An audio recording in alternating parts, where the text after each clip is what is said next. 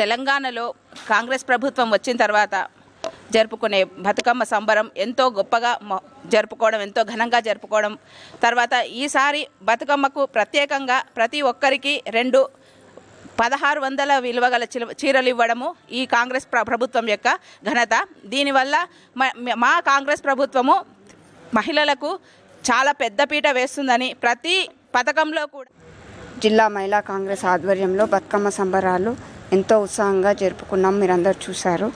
ఇదే ఉత్సాహము ఎందుకంటే కాంగ్రెస్ ప్రభుత్వం వచ్చింది అంటేనే మహిళలకు పెద్దపీట వేసుకుంటూ అన్ని ఏ సంక్షేమ పథకాలు తీసుకున్నా అవి మహిళలకే ప్రాధాన్యత ఇచ్చుకుంటూ మహిళల పేరు పైననే ఈరోజు